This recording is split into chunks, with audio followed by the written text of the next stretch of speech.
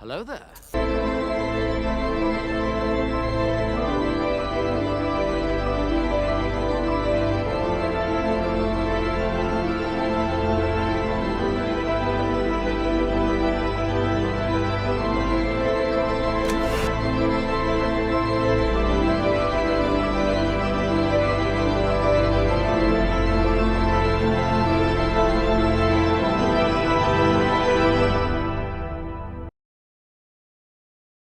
Welcome, ladies and gentlemen, to episode 11 of the Screen Guys podcast. I will be hosting today's episode. I'm Connor. I'm Austin. I'm Sean. And let's get right into it. I did want to give a shout out to the United States men's national soccer team. I'm wearing their jersey because they are in a tournament called the CONCACAF Gold Cup. And I've watched 3 of their games in the last 7 days. They played Sunday, Thursday, Sunday. I'm counting it as a screen so I can get that shout out, but they will continue on. Just a shout out to them. That's why I'm donning the jersey. They've been on my screen a lot. So I have behind me for our, it's our time for the prime poster reveal. Anyway, I've got 2 posters. I'm going to flip both of them and they coincide together. I'm going to flip both of them and then I'm going to tell you the story of why they're here and what they are. You ready?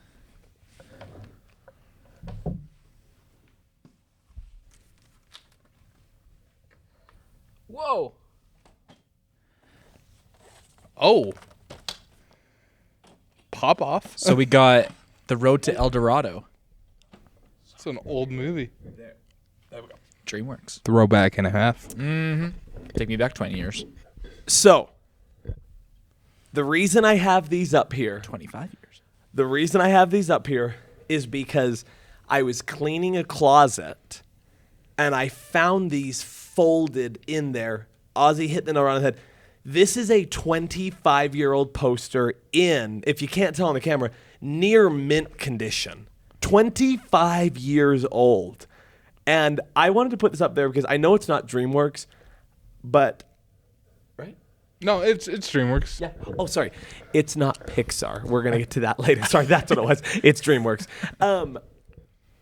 I love this movie, and these posters were so awesome to me. Like, I hope this isn't cheating, but I had to get them out here so you guys could see that these posters are 25 years old. They are almost as old as me and Ozzy, and they're older than you. Yeah. Like, that is the most nuts part. But like you said as well, celebrating, technically if you want to, the 25-year anniversary of this movie. But they are in prime condition. They were folded in squares so we could put them in a box. That I was not very happy about. But otherwise, they are in prime condition. I just thought you guys would enjoy, and I hope the audience enjoys, because this movie and these posters, I can't with them. I can't stop talking about them. Like, I like both of them, but especially like the one on the left, because you can show that they actually use some creativity behind this poster. Exactly. Instead of doing the floating heads that we all like to talk about. Exactly. And even the one right behind you, I thought, like, it's just... That's still good. It's such a good use of all the space. I was looking at the cast. It blew me away. I think it's Tulio, the one in the blue, or maybe it's Miguel, the one in the red. I can't remember which one it was. One of them is voiced by Kenneth Branagh. Oh. And I was like, man, I didn't even know that. Like, I didn't know that. But anyway, we'll dive into that later, because I did watch The Road to El Dorado this week purely because I came across the posters. So you know that I will talk about that later. But, oh, yeah. It's Miguel. Oh, okay, gotcha, yeah. We'll get back to that, but I hope it's not cheating. I hope that is a prime poster reveal, because I think it's crazy to come across posters of a 25-year-old movie in near mint condition. Like, it's so wild to me. So that is our prime poster reveal. I did also, another shout out, want to give a shout out to Ozzy. Ozzy, tell us about our friends that have joined our desk, if you will. Okay, so for the past 8 years, no, when did I get back? 17. Yeah, 8 years I've been collecting Funko Pops. It's always been a great hobby of mine. I just thought I got these guys, Obi-Wan Kenobi and Batman, because Connor, we all know him as a Star Wars guy, and he loves Star Wars more than life itself. He has said that in the previous episodes. And then Sean, Man, he loves DC. I love DC. He's your guy. Next week. Next week. Yep. A little peek behind the curtain. Yes. And I just thought like and mine is Belle, because Belle's my personal favorite Disney princess of all time. She always has been and always will be. Regardless how many more princesses are going to come out from Disney. I just thought that it would be great to show you guys what represents us. So like I like to bring Funko Pops, probably every week, maybe every other week, to show different Funko Pops, to put a little more stuff on our table here. Yeah, I love it. Thank you. And again, and a huge shout out. We've never talked about this, and it's just kind of a quick side rant. Live action Beauty and the Beast. Did you like it? Was it okay? Wasn't your favorite? Yeah, so that came out when I was gone in Guatemala. Oh, so nice. My parents bought it. And here's the thing, when my parents buy a movie, I know it's good. Okay, yeah. Yeah, like they don't just buy every movie out there. So my mom said that she's really particular with her live actions as well. And she's like, you might like it. And then she just put it on for me, and then I liked it. It's probably top 5 of my live action Disney. Nice. Yeah. I thoroughly enjoyed that movie as well. I think Emma Watson was fantastic. Oh yeah, as she was Belle. amazing. Yeah. What it's right off the top of my head. It's the song that they wrote for the Beast. It's not in the original. He sings the line. He goes, "Wasting in my lonely tower." Yep. Oh my word, what is it called? I can't remember. I can't remember the song. It's been a while since I've seen that movie, but yes, it is breathtaking, and yes, that movie is awesome. So huge shout out, Ozzy. Just wanted to thank you again, and love that you brought up the point. Like this, just kind of it characterizes us. Like puts some things out that we love. So huge shout out. I'm going to turn the time over to Ozzy because he's got our news. I sure do. Okay, here we go.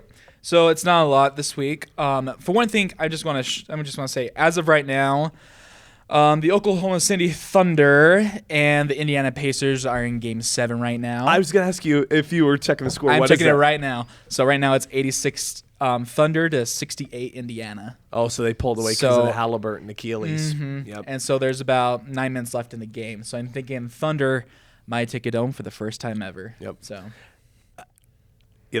no, I'm going to say this real quickly. Is the NBA scripted? I believe so. I was talking to a great friend of mine, shout out Randon.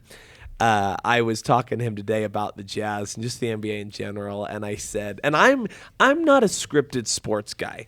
I don't believe the NFL is scripted. I don't believe the MLB is scripted. I don't believe almost anybody is scripted. But I've got my doubts about the NBA for the purpose of their ratings have been slowly declining over the past few years. And then they do all these big splashes like the Luka trade and the Mavericks winning the draft lottery. Shout out Bryson Hendricks. We were watching the draft lottery selection together. Were you really? And oh my gosh. When the Jazz got 5th, he went, freak!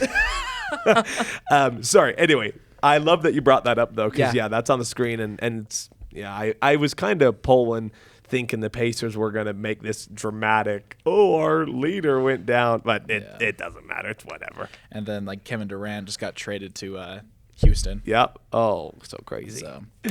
Anyway, and like, good old speaking of screen. basketball, guess who is going up in the viewings right now? The WNBA because of Caitlin Clark. Yeah. Yep. And now Paige Bucher. Paige Beckers. Becker, yeah. yep. Yeah. She's also out there with Caitlin Clark, has gained those viewers up.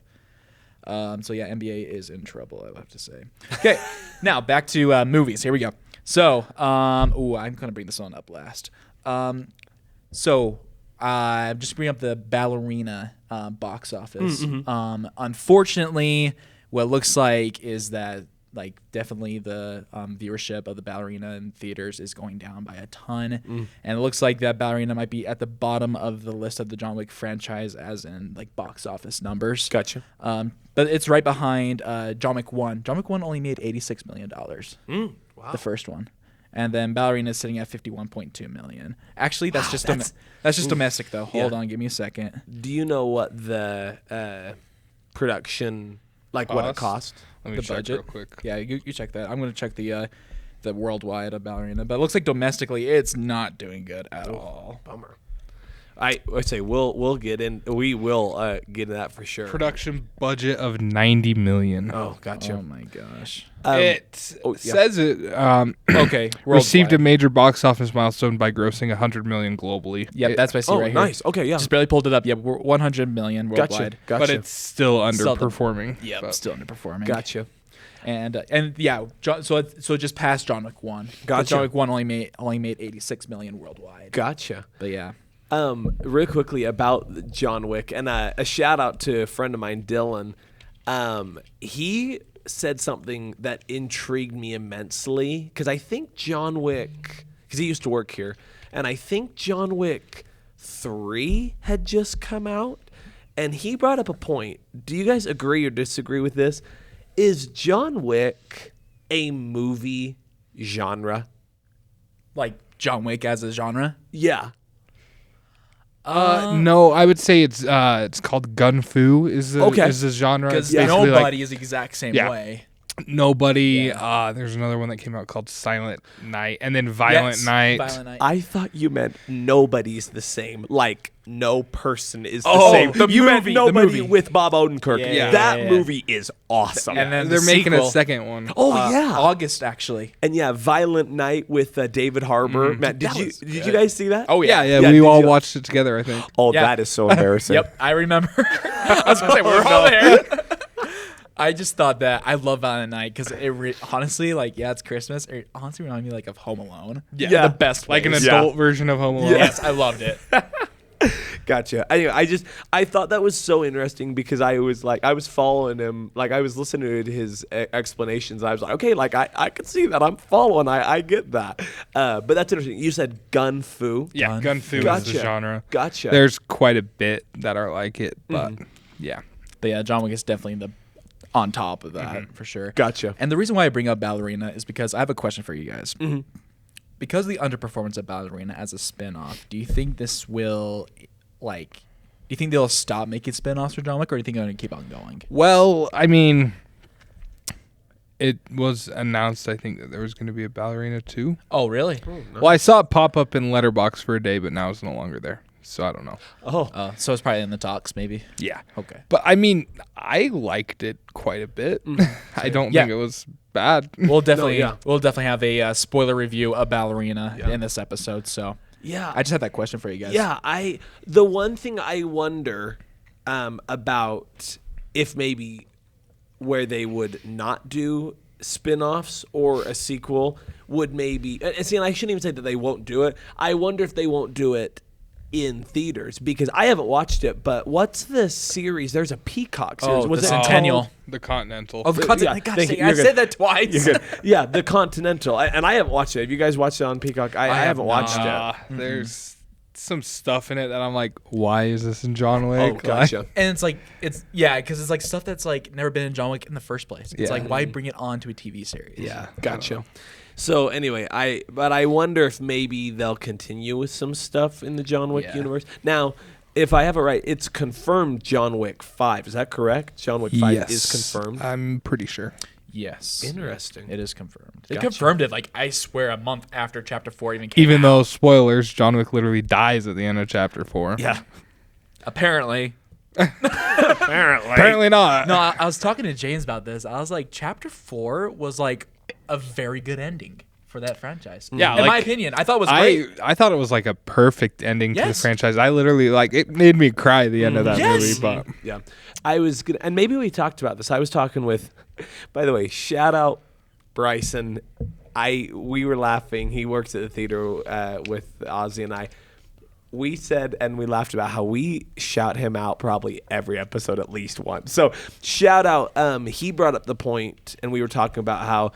Do you think if John Wick isn't dead, are they going with he did a tombstone so people would believe he's dead, and he's going to do like a new name, like an alias, and be out of the game and then get pulled back into it?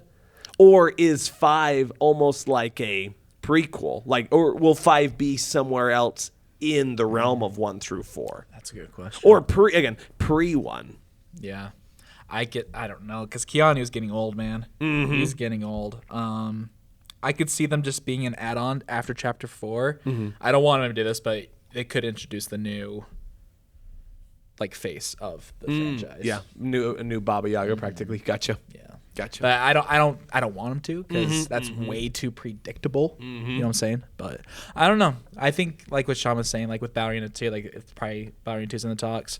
I haven't heard anything about John Wick 5 other than it's been announced. Gotcha. So, Interesting. but yeah. And then another piece of news: How to Train Your Dragon live action.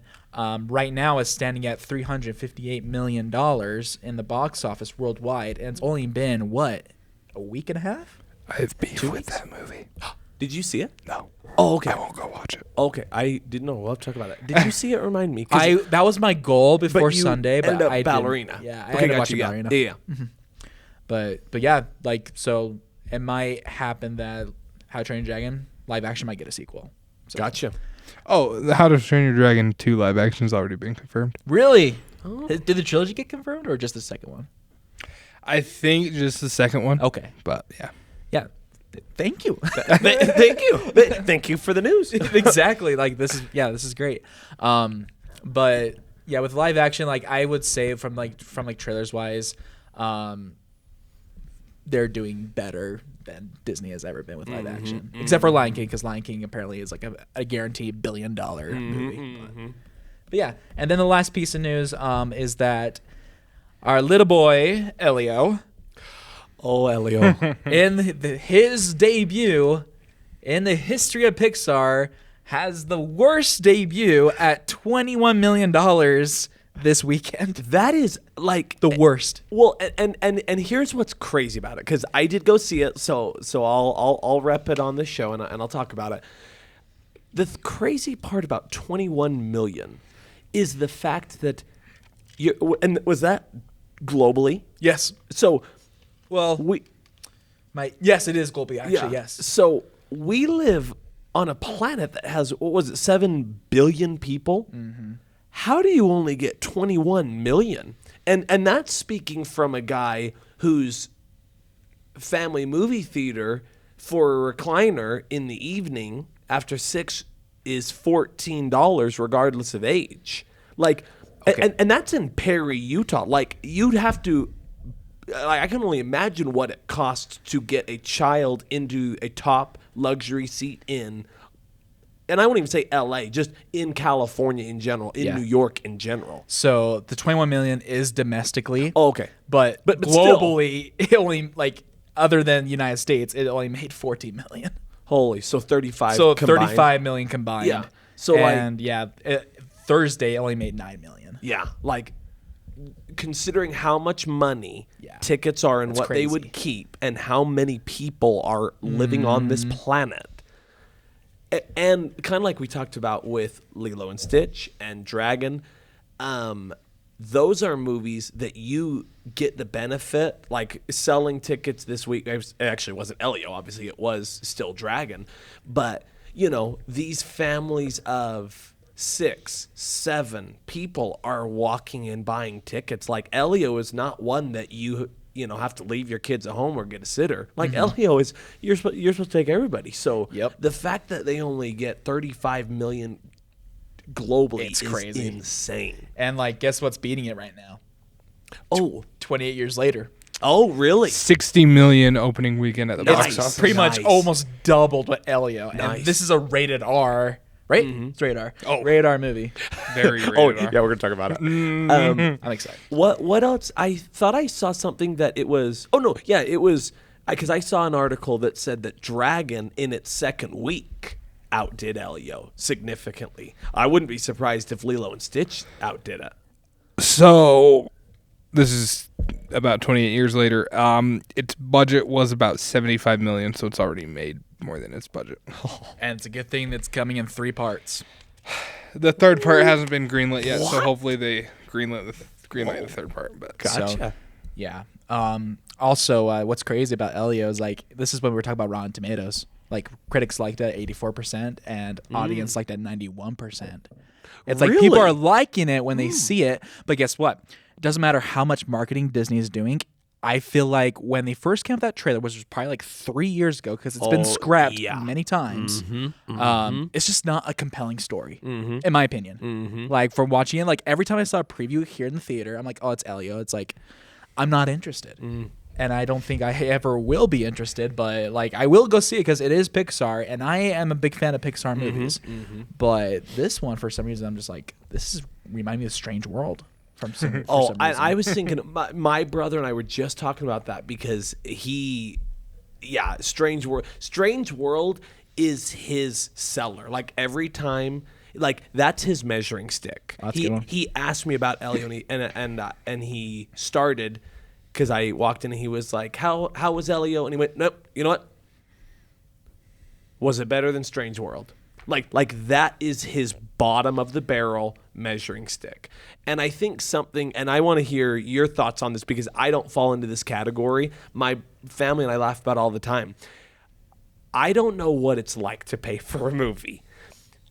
And it makes me sit here and try to get into people's perspectives of, I don't blame people for not buying a ticket for Elio because I don't pay for movies, and I didn't exactly enjoy sitting there. Like, you know, if I get to go for free, I like to go watch movies to get a feel for what's in it. If people have questions about, you know, is this suitable for my 6-year-old, blah, blah, blah, blah, blah, blah, blah.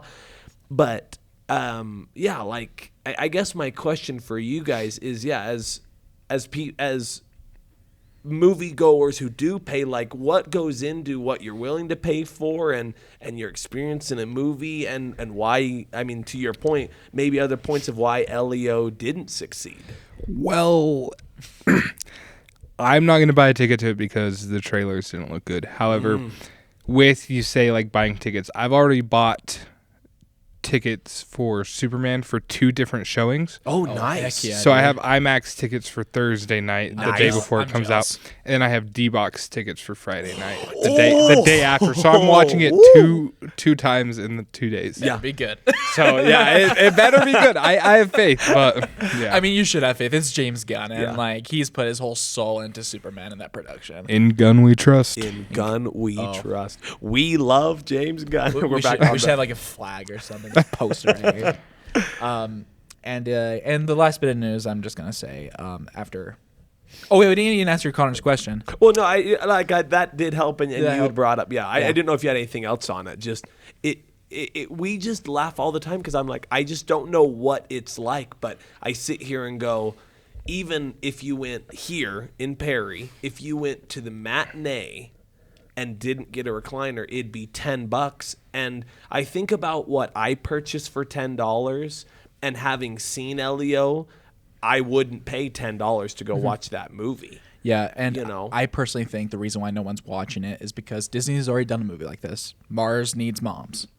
Was that Disney? I think it was. You might have to check that, but I swear, like, people hated that movie. Gotcha. And it's like, this is pretty much, it's not, it's about kicking the abducted and going somewhere else. So it's pretty much like Mars Needs Moms. Yeah. And just like a better animation, I guess. But yeah, look that up, see if that's Disney. Yep, it's Disney. Yeah, so it's like we've already 5.4 out of 10 on IMDb. We've already seen a bad movie like this, but apparently this one's good according to Rotten Tomatoes. But that is just, we already talked about Rotten Tomatoes and like a beef with that. Yeah. That's crazy though, because Disney's already done this story, even though it's a little bit different, but it's like the same kind of concept. Yeah.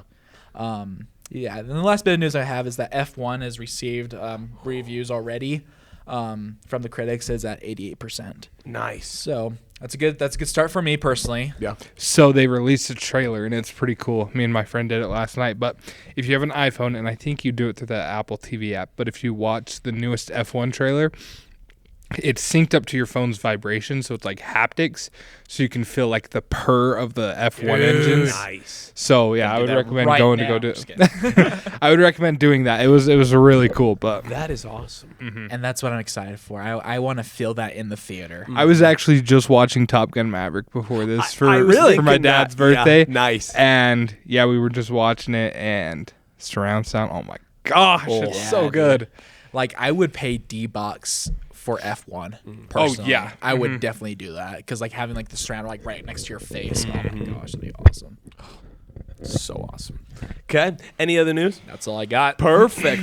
Well, in honor, I guess is the word I'd use, of Elio being released, we wanted to review some Pixar movies. We are going to do individual rankings. We're going to start with Sean. He's going to give us his top 10 Pixar rankings. Are you going to do 1 to 10 or do you want to do 10 to 1? I'll do 1 to 10. Okay, yeah. And I'm going to pull it up on, I'm just looking at the list. Yeah. Ozzy sent us a screenshot of them. It's been like forever since I've seen any of these movies, so it's a pretty outdated list, but like this was just Going off nostalgia. something I threw together last minute to kind of like where I would put it. It is subject to change, but number 1 we have Toy Story 2. This is my favorite Pixar movie of all time. Oh, no, man. Keep going. What? No. I don't want to ruin anything for the Maybe we audience. should have gone 10 to 1. That's true. Just kidding. Well, and sorry, real quick before you go, can I ask this question? How much of a movie do you guys put in? How much do you guys in movie rankings do you factor the nostalgia? Because I think I'm a nostalgia-driven movie watcher. Like I will give nostalgia huge points. So if it's an old movie, I will give nostalgia huge points, which makes sense. But like most of the times, I usually factor in nostalgia. Like Batman 1989 is in my top 10 favorite movies, which objectively it's not a perfect movie, but I think it is just because of the nostalgia and stuff like that. Nice. Cool. That's what's probably gonna- the same with Toy Story 2. That's probably why it's so high. But then I have WALL-E. I love WALL-E. Love Wally. I don't know why. I've just always loved this movie. I like as a kid, I always loved robots, and like Wally's a robot and Eve's a robot. But Robots. Speaking, this isn't Disney, but robots with Ewan McGregor. Oh my it's been so long since I've seen I that. love that movie. That movie has kept up. Yeah, It's good. it's Ewan McGregor and then Robin Williams. Robin is it, Upgrades, right? people. We need Upgrades, upgrades. people. We need upgrades. And Amanda Bynes. Amanda Bynes, and I think Mel Brooks is. Man, I was laughing with my brother. Big Weld is his name. Big Weld. Sorry, keep going. We got Finding Nemo as number 3. Oh, Sad freaking movie. Phil the Phils. Then Toy Story 3 as number 4. okay, gotcha. Like Toy Story excuse me. 1, is that what you said? What? Toy No, Story 1 at number 4? I said Toy Story 3 at number 4. Sorry. I did not hear 3. All I heard was Toy Story number 4. I'm just like, wait, is that Toy Story 4? Is that Toy Story 1? Which one are you talking about? So Toy Story's number 4. What? I was just so confused. And then I have The Incredibles as number Is that 5? 5. Nice. Then Up. Up is good. Man, Sad but good. Yeah. Then Ratatouille. Oh, chef's kiss, quite literally and figuratively. Yep. Then Monsters Inc. Love Monsters So Inc. good. Then Cars. Oh Legendary. man, speaking my language. And then Soul as number 10. Really? Gotcha. Okay. Yeah. Gotcha. Couple quick questions. So, will you just tell me what it is? What is it that you like about Toy Story 3? I'm not the biggest fan of it, so but I 3? know I know a lot of people really I enjoy think it. the ending is one of the most beautiful endings Gotcha. in any Pixar movie. Yeah. I really like the villain in this one a lot, so it was really freaking good. Seeing Andy grow up and give his toys away, that's I don't know, it's just kind of real and just emotional. It's just a very emotionally depth movie for a kids movie. And I don't know, I just think all the characters are really enjoyable. Yeah, I just don't really have any problems with it. I thought it was really good. who doesn't like Michael Keaton as Ken? Right? Wait, what? Michael Keaton is Ken. Really? Oh, I did Far not know out. that. That's crazy. Dude, that makes the movie even better knowing He's that it's also Michael in Keaton. Cars? Yeah, he's Chick. I gotta rewatch The that green movie. car? What? Yes. You guys didn't know this? Yeah. Kachuga. Yeah, that's Michael Keaton. That is, oh my word. Now I hear it. Uh-huh. Now I Yep. hear it. About Toy Story 3, I will say one of the parts that always, like, it's so good in the storytelling is when they have like the flashback and they all go back, and then Lotso is like, she replaced us, and then it's the clown is like, she only replaced you, and he's like, she replaced all of us. I was like I remember watching that. I was like, whoa, like it was spooky. Because like in his mind, if he can't have her, no one can. Yes. He's an evil little bear. He was an evil little bear. Okay, that was awesome. Yeah. The other one I wanted to give a shout out was Up. My brother-in-law Ben, shout out. Up is his number one. Like it's absolutely so good. Loves that movie. It's hard to hate. I would say. Oh, that. yeah. Like I can't find a reason to hate that movie. Like Agreed. it will always be like in one of the best Pixar movies ever made. Oh, love it. Okay, so I'm gonna go 10-1. My number 10 is Ratatouille. I do thoroughly enjoy this movie. There were so many things that I felt they hit the nail on the head so good with so many little details in this movie. One of my favorite parts is when Remy's, I can't remember what the brother's name is, but when he like crams the food and he's like, whoa, he's like, you just gotta slowly take it in and all of those. Yes, I do love Ratatouille. Really enjoy Ratatouille. That's my number 10. My number 9 is Incredibles 2. I really enjoyed this movie. I will say this, I believe Screen Slaver is what they call him, was, and I was, I'm trying to think when this movie came out. 2018, yeah. So I was 22 when that movie came out, and it was pretty terrifying, I thought, at points. So I love Incredibles 2. Best line in it is when Mr. Incredible's trying to help the kids with the homework, and he's like, "Math is math." Oh, I hear that. Oh man, it's so good. So Incredibles 2. My Okay, I was like, this doesn't even make any sense. My number 8 is Coco. Ooh, that's a great one. Love Coco. The music is so good. The storyline, and it's so quotable. My family quotes it all the time. We love, and I can't remember his name off the top of my head. He's the dog that goes in Dante. Oh, Dante. Anyway, I love Coco. My number 7. This is tricky because like I'm looking at them, like I'm counting them down. My number, and this will show you which is so interesting about movies. My number 7 is Finding Nemo. I love this movie. It was, and I assume you're going to get to this when you get in. It's so hard to drop Finding Nemo to 7, but like I love it. It's, in a lot of circumstances, it could easily be higher. For me, it's 7.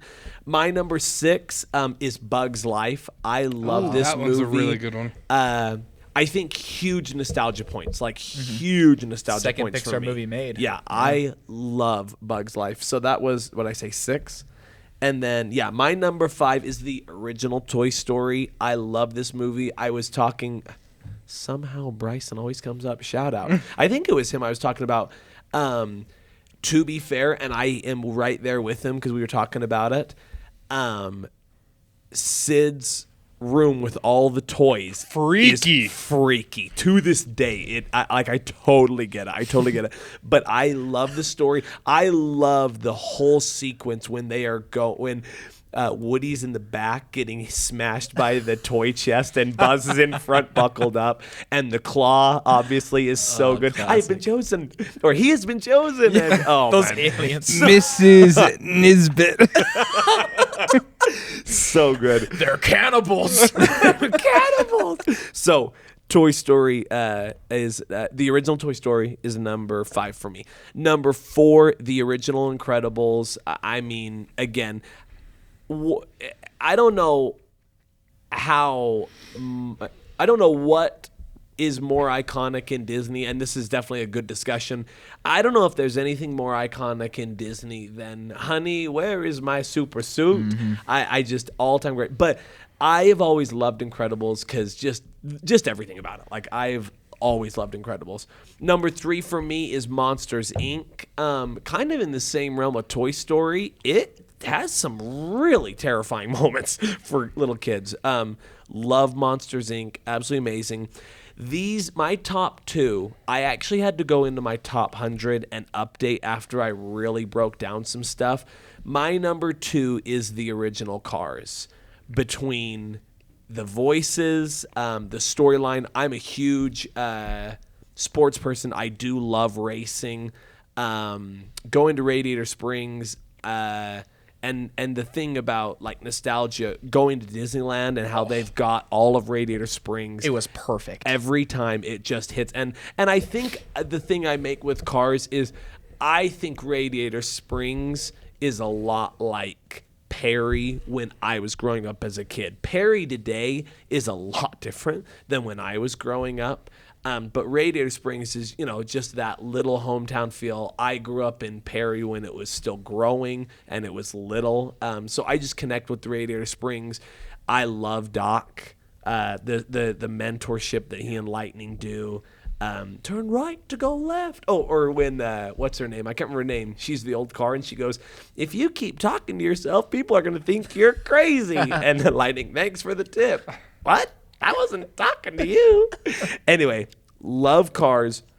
And then I didn't want to ruin it, but maybe I got a little too excited. My number 1 is also Toy Story 2. Right on. Heck yeah, it's so good. And I don't particularly know why. I know one thing that's so weird, and I have no understanding of why this is the case. The scene where Woody gets his arm stitched up and then like all polished. Oh, it's so like ASMR and so like, And for some weird reason, when I was growing up, I just remember watching that and going, I want to be a toy fixer one day. Like, I have no idea why, but to this day, like, that has just ingrained in me for some weird reason. I loved that so much. I loved getting the crew together and Bullseye. the highway crossing scene. Oh my gosh. And when they go to Al's Toy Barn, I love all of Al's Toy Barn. When they're driving around in the Barbie car. And the Jurassic Park reference. Yep. So good. That is my number 1. So those are my top I gotta 10. rewatch Toy Story 2 now. Yeah, I know. So good. I love the 2 Buzz Lightyears. Oh, and that's yes. That's And why then everything with in Al's Toy Zurg, Barn. you I am my your word. father. Man, and the elevator. Father. It's so good.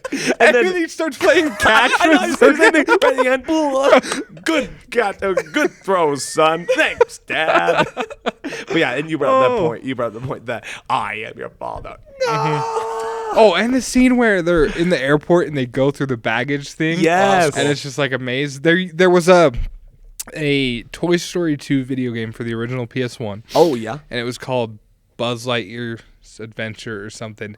And I remember I used to play that all the time. Nice. It was so freaking fun. Probably one of the best like PlayStation 1 games I ever played. Nice. And throwback. Nice. So those I are. played the exact same game. Where you're Buzz Lightyear and The you whole like time, run around? Yeah. You're so small. Yeah, I think I find know a what picture. you're talking Because you start in Andy's room, right? And you Yes. go downstairs to the basement, Yes. like with the car. And Yep. Yeah. Ooh. I love that game, dude. That was my childhood. It was so good. You know what else I just remembered? And I still have it to this day. Toy Story 2 had a N64 game.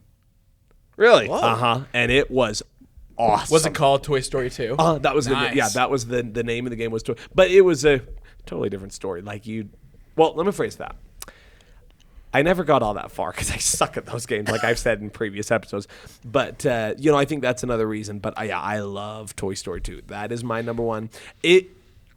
Before in my top 100, I had Cars above Toy Story 2, and then I just broke it down. And at the very foundation, I was giving Cars the little edge because of the racing fan that I am. But when I broke it down from a movie perspective, there were just a few things that I liked of Toy Story 2 better, but they are like neck and neck. Yeah. And Monsters Inc. for me is right there. Like those are my easy top 3. Everything else was a little more spread out. Those top 3, and they're in my top 100. I think those are the only 3 Pixar films I have in my top 100. My top 100, I have those 3 in there because they deserve to be there. So that's my top 10. So real quick, that Toy Story game you were talking about, it was the Buzz Lightyear one. This It one was the same game. Oh yeah, Yep. yeah. Yeah, Oh, we're talking about It's the exact same game. when Yep. you like line up his arm and you shoot down the Yep. crib. Mhm. Yes. Oh, Yep. so that was on PS1, Yeah. but it was Yep. also 64. Yep. Same That's era. crazy. Yeah.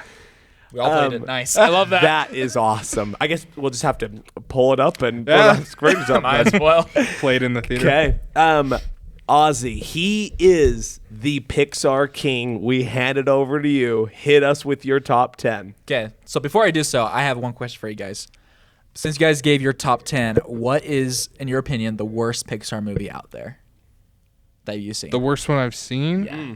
Not based on like what everyone else thinks, but your personal opinion. Because there's one that's like what everyone thinks is the worst one. If it's Cars 2, just like log off right now. Cars 2 isn't that bad.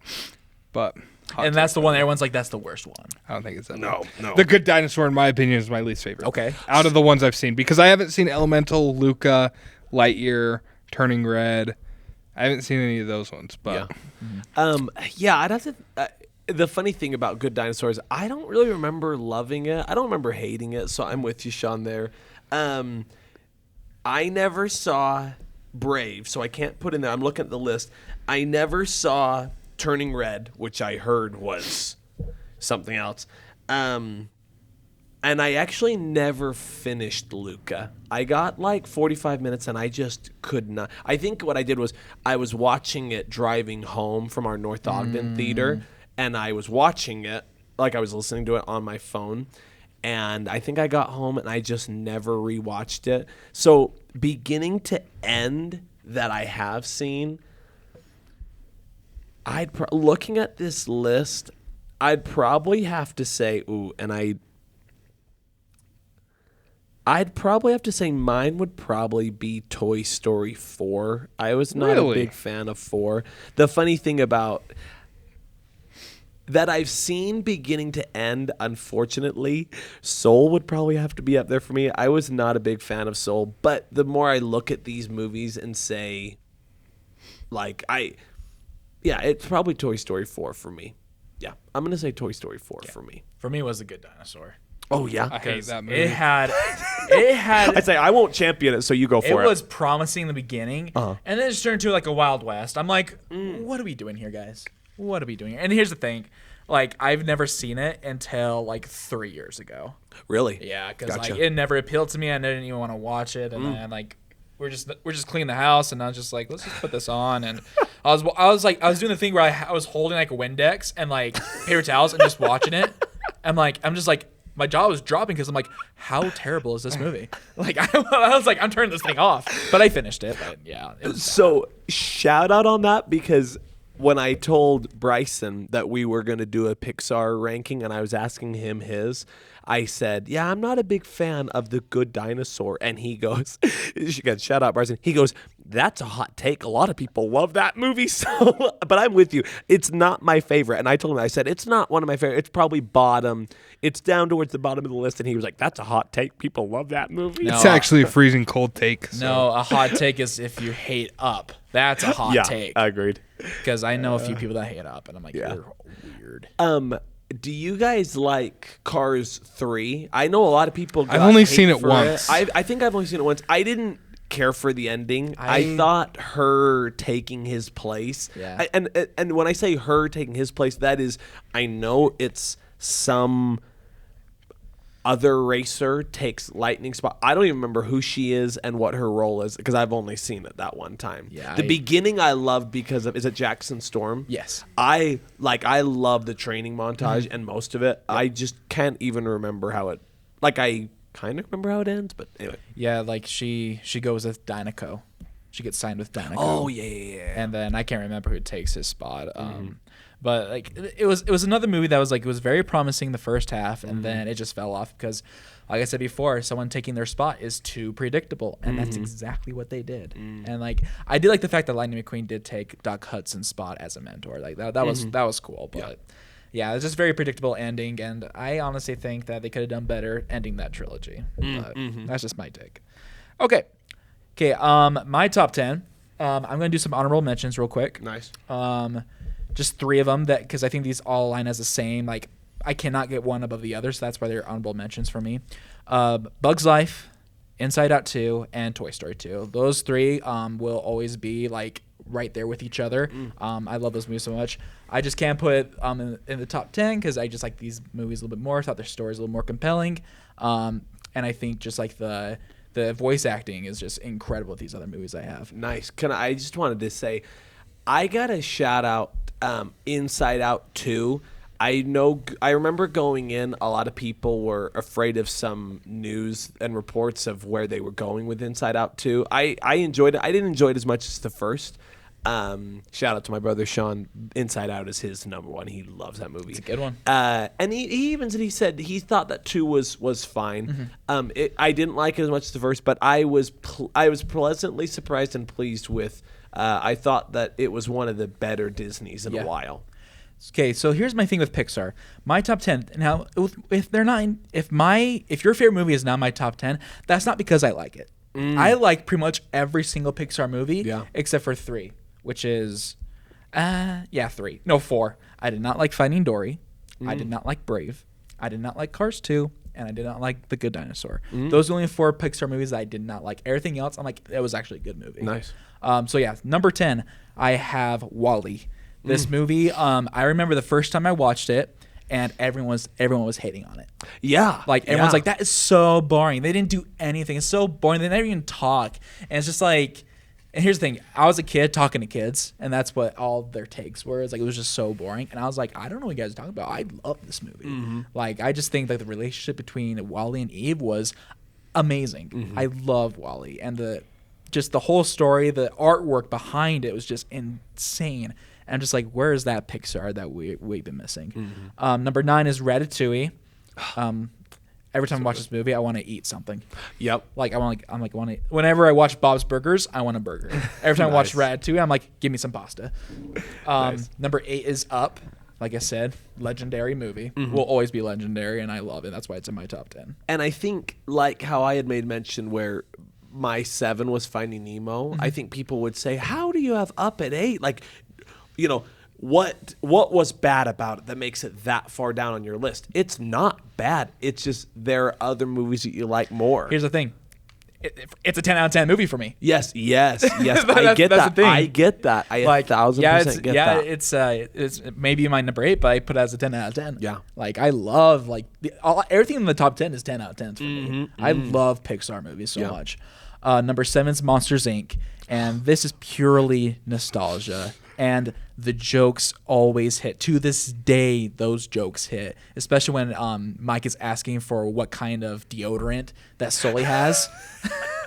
I can't remember exactly what the cans were. I can't remember. Yeah, I think one of them is like, you want old dumpster or stinky garbage or something like that. Yeah, two funny moments that you bring up about how good the humor is. Number 1, my brother and I laugh about this all the time when they're all talking and then Randall's like, you hear that?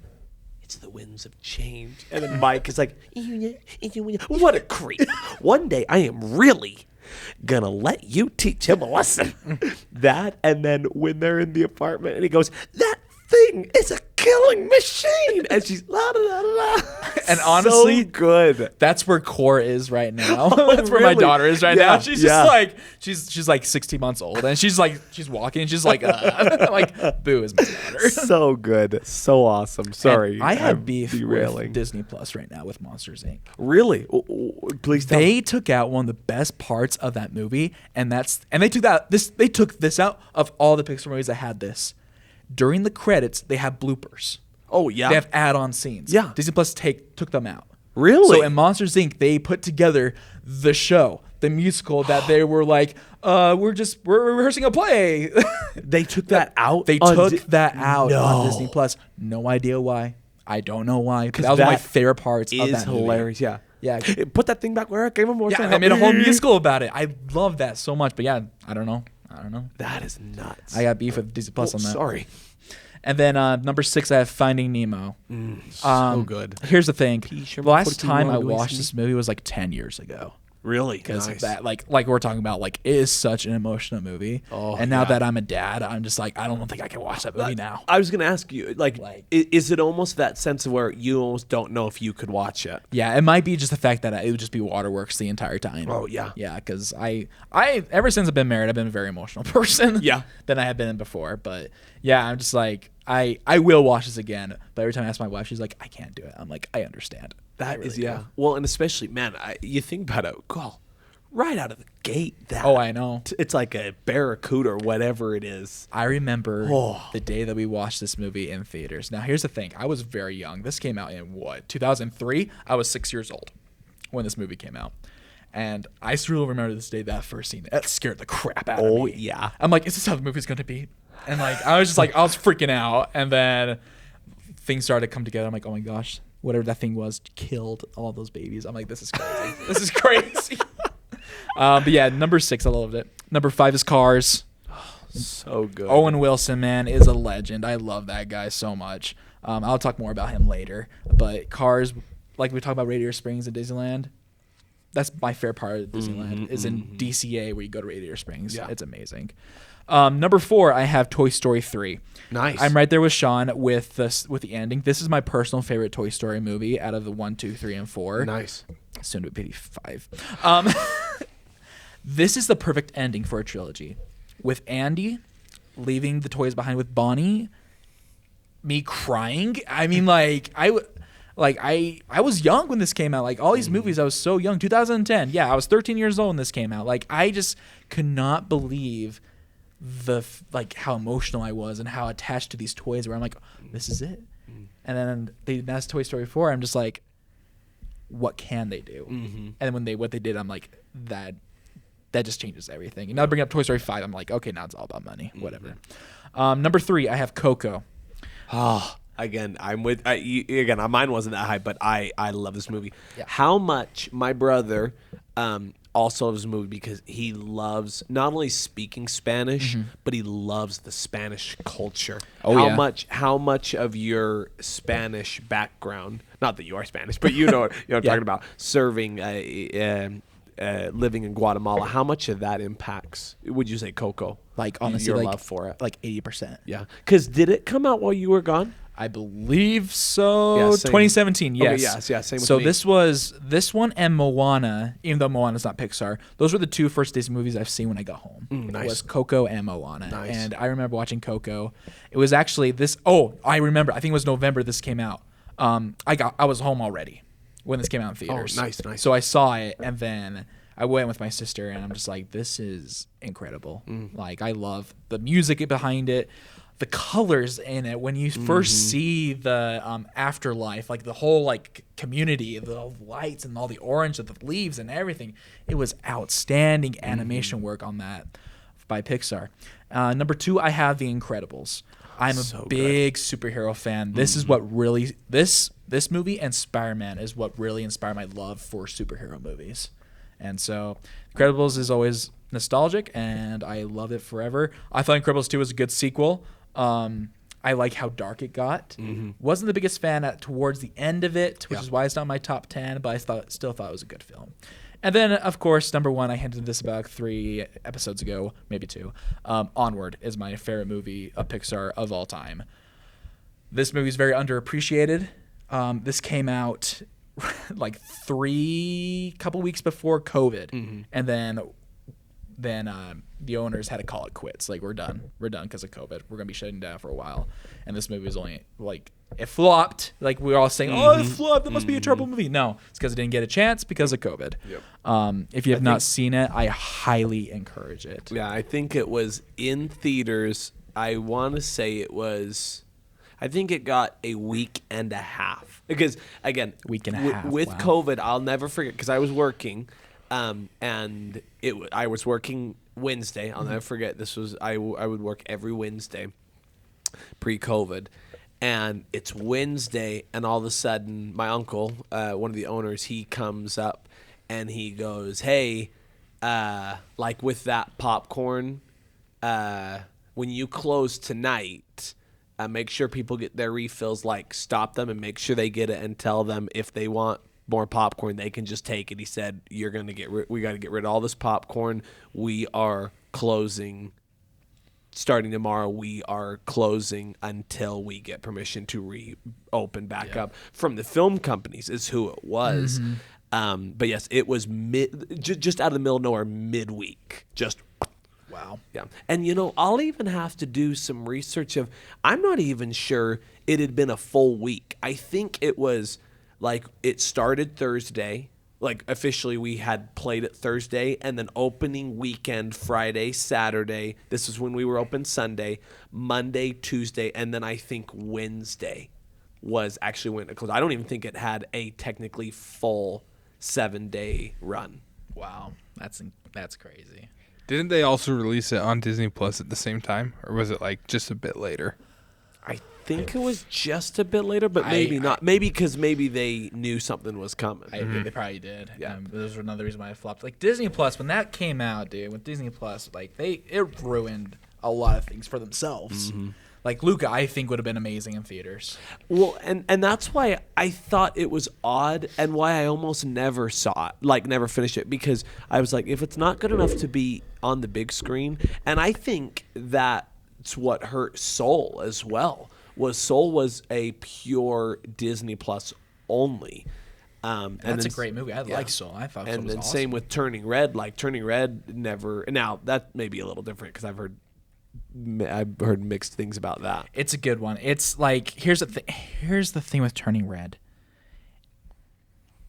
It's conversations that's talked about all the time. It's nothing sensitive.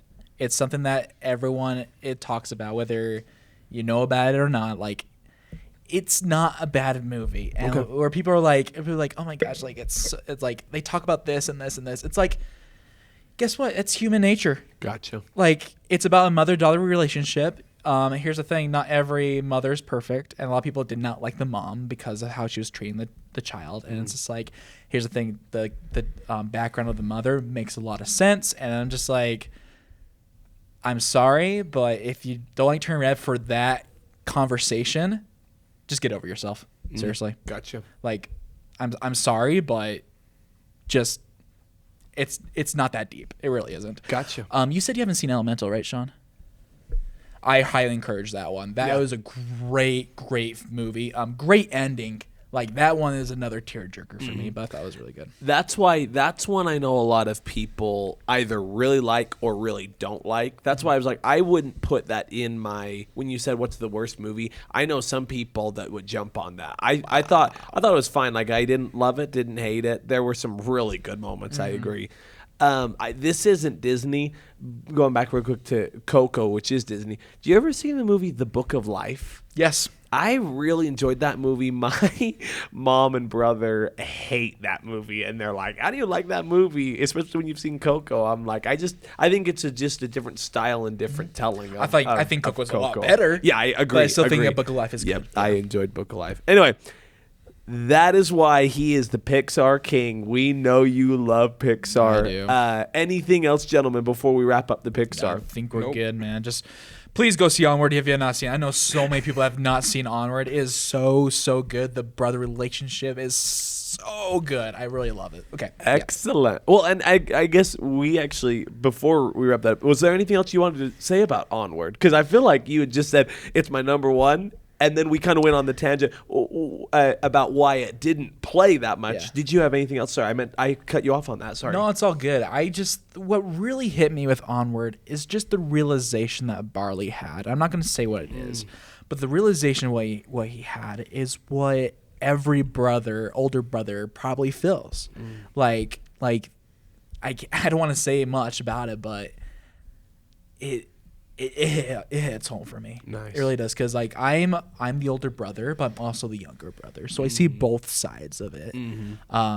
And then like I do appreciate, as like the younger brother, I do appreciate my older sibling. I do appreciate Trevor. Like I appreciate what he has done in my life. And then I have the older sibling of like seeing my younger sisters grow up, you know, like, and how proud I am of them. Like everything with this message and onward, it really hits me, and that's something that I've never felt in a Pixar movie like that. Like there's sadness that you feel in Pixar. There's a lot of happiness. There's like, oh my gosh, that's such a good moment.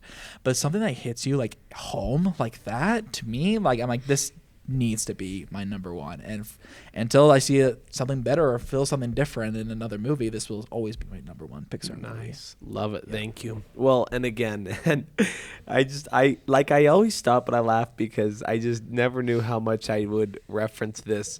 It's what I talk about all the time. It's the transcending of barriers and borders. And it's just so, it was a film that, like you said, it's the feels.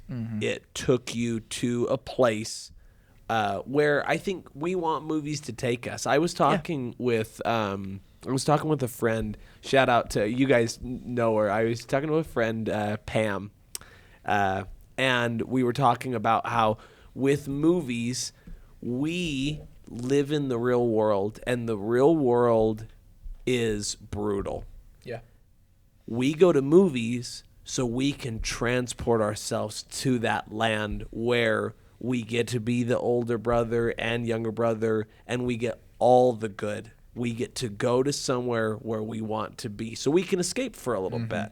And I love that. That is awesome. And that's one thing I love about Pixar. That's why I love Pixar so much, because there's so many movies that you feel like you relate to and that you enjoy. And then like for you guys, for Toy Story 2, is probably because the amount of adventure that you see in Toy Story 2 compared to Toy Story 1 and even probably Toy Story 3. It's like Toy Story 2 for you guys. I don't know what it is for you, but it's probably like you guys probably felt something like, this is so much fun. I love this movie. And like what we were saying before, nostalgia, like it always sticks with you. Yeah. I know for me, and maybe, I don't know if this is with you in Toy Story 2, I remember, and it's not even, I didn't feel this when I watched it. It was when I rewatched it not that long ago. The sense of adventure is so awesome. I remember loving that Woody goes on an adventure and he finds a place where he feels included and he feels back on top of the world. And what does he do? He brings them with him. And I just remember that sense of finding a belonging, but also realizing that, hey, now that I've found, because I like to think I'm a friendly person, and I like to make friends and then bring them with me. I don't like to leave people behind. I like to bring people together. And I remember that sense of unity. And I just love that. I don't know if you, I don't know if, well, I don't know what, if Toy Story 2 hit any feels for you or something like that. No, it's just mostly nostalgia for me for Toy Story 2, but I need to rewatch it for sure. It's a good rewatch. It really is. And like what I like about what you're saying about Woody is like, Woody's not perfect. He was going to go to Japan. Yeah. Like, and then Buzz just came and just like, what about us? We have a family right here. And took him about a couple minutes to realize that. And then he's like, you're right. Like, let's go. So good. So good. So that is our Pixar rankings. Again, huge shout out. You guys are awesome. Love talking about movies with that. And you know, I did want to make this mention. I love having guests on. Shout out Alexis from last week, and shout out all of our guests. It's always good to get the three of us on the table. Yeah. It is so good to be with you guys. So let's move on to what we've been watching. Are you guys good if I start? Go right ahead, man. Perfect. So I wanted to start with a little bit almost of an olive branch. So I rewatched Avengers Infinity War. Okay. And I did do some research, and I did want to share what I had seen a video on this when I was studying up for Doctor Strange, because it came out on my mission. And, you know, take what you will. This was from the Marvel Cinematic Universe Wiki, is what this is from. Talking about the Eye of Agamotto. When I had talked about magic and maybe preventing Thanos in the comics, and that, by the way, devil's advocate, and shout out to Bryson because we were talking about this. Scott Derrickson, the director of Doctor Strange, said the Eye of Agamotto from the comics was too powerful to be used in the film. So he did say that he used a different Eye of Agamotto a little bit. In the comics, the Eye of Agamotto is used for order or white magic only. It does not respond to an evil user's commands and can only be utilized by a magician with a pure heart and clean soul. So I thought that's why I remember hearing that in a video. Yeah. But obviously, I would say inapplicable here. I just remember that was always on my brain. The reason I say this is a little bit of an olive branch is, I have some core problems, but rewatching it, I gave it 3.5 stars. I want us to geek out about how amazing this movie is because the cinematography is absolutely phenomenal. The dialogue, like Bryson and I, we went down to Ogden. He and I were like quoting this movie for like 10 minutes. The dialogue and the humor of it is so good. And to this day, and I think I wrote it on my review, when Thor blasts into Wakanda, that is probably top 5 cinema moment for me of all movies I've ever seen. It is phenomenal. I have just some foundational things with it, which lowers my score, but I want to hear everything you guys love about this movie because it is so good, and I'll probably champion it and hop right on your back. I just don't know if you want to add anything to it. I'd love to hear your thoughts about it. For me personally, the reason why it's my number one MCU movie, I think I said this during the Marvel episode, is that it's because all cards are on the table. Oh, yeah. Like, everything is out there, and if you fail, that's it.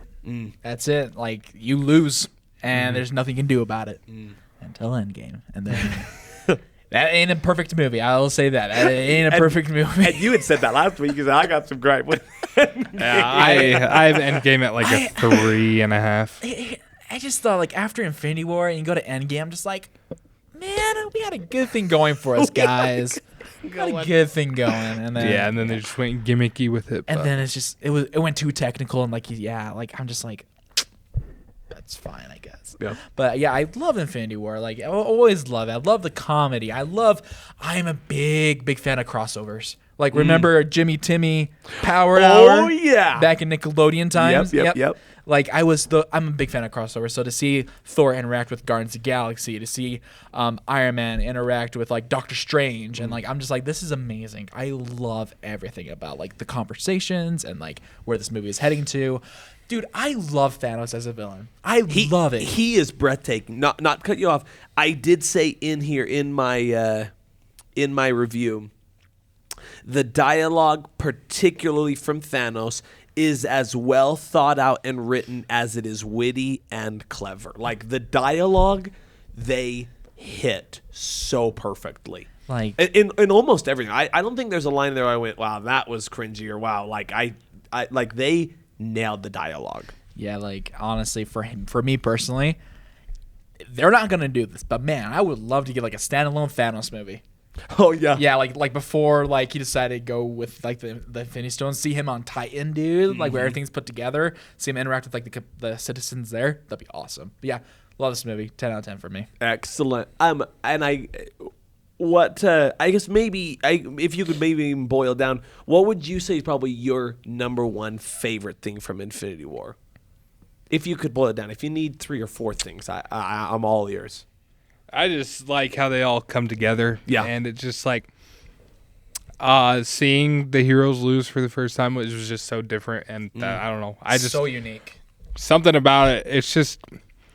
It's different from Marvel movies because the stakes are so much higher. Yeah. And you're like getting towards the end of the movie and you're like, oh my gosh, like we're running out of runtime. How are they going to pull this off? And you're like, oh wait, no, they're not pulling it off. And like everyone, yeah, it just did so many new and revolutionary things to like superhero movies that it was just so good. About that, to back that up, the beginning of my review, and I mean this to this day, this movie has so many iconic and industry-changing / defining moments, characteristics, and traits. Like you said, this movie did change the film landscape. Like, it was wild. And man, the whole process and sequence on the, oh my word, that's hilarious. I almost said Attack on Titan, which it kind of is an Attack on Titan, if you will. But the fight on Titan between Thanos and who's there. Oh, this is a great movie, by the way. So I watched Infinity War. To prep for the live action How to Train Your Dragon, I watched the original How to Train Your Dragon. I gave it 4.5 stars. Still to this day, just rewatching it gave me chills. The moment when Hiccup. Well, so first off, the fact that Toothless draws the lines in the dirt to make it so Hiccup does the thing where he finally goes, his back is right to Toothless, and then the surrender and just, I'm going to give you my trust. And when he puts his hand out, still to this day, I don't know why that hits so hard, but like, whoever created that and whoever thought of that was at the top of their game. It was amazing. This is, I was thinking about this because of the Road Eldorado. This How to Train Your Dragon has to be in my top 3 DreamWorks. And, maybe we'll do a DreamWorks one day. This movie is so good. Like, it's an all-time great for me. Then I watched the live action. I thought the live action, I gave it a 4-star, and I am interested to hear, because you haven't seen it, correct? But do you want me to give you time to talk about it? Because I'm more than happy to. I was just going to briefly say I don't see the point in it when it's a carbon copy remake. Gotcha. And people are like, oh, it's revolutionary, when it's like, no, it's not. It's just literally like exactly follows the script 100%. It's gotcha. Like Bryson's review, shout out, gonna dog on him for a second. He's like, oh, this movie's so breathtaking. It's like, bro, it's not breathtaking when it's the exact same movie. So sorry, not sorry for dogging on you, but I thought your voice was amazing as Bryson. that's like saying, actually, I don't know. But yeah, it's just no. Mm-mm. Yeah, I got you. So I gave it 4 stars. I didn't like it as much as the original. A couple of gripes, and Bryson and I did talk about this. A couple gripes, and it was kind of odd actually, was, and I can tell you this without it being a spoiler because I know you haven't seen it yet, correct? I have not. And I can tell you this without spoiling. I thought, weirdly enough, that even though Gerard Butler was stoic in both of them, his vocals in the live action I didn't like as much as the animated, which is interesting because I feel like, didn't you tell me that when movies are made animated, they record 5 or 6 takes and they like digitally sew together all the takes for the best audio. That wasn't me that said that, but that is true. That is true. Gotcha. So, I thought his audio, again, I know it's the same exact person. I thought his audio in the original was better. The other thing that I had a struggle with was in the live action, even though Gerard looks a lot like Stoic, in the original he's more beefy and meatier, and in this one they didn't really make his costume that way. Like, they just kind of took Gerard Butler as he is and threw some Viking pelts on him. So I thought he was a little underwhelming in that sense. And unfortunately, and I don't know, the guy's not dead, so I was surprised. The guy who voices, I believe it's Gobber, the friend, the trainer, the guy who plays him in this movie, I have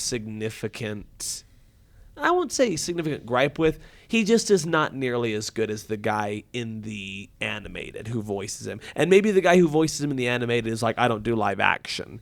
And all of the youth wasn't as good. But again, that would make sense because with the original, you can get anyone to voice anybody. The other last gripe I had, I know it sounds like I'm making a list. This is just things that this is all non-spoilers that you can keep an eye on and be like, okay, I see where you're coming from.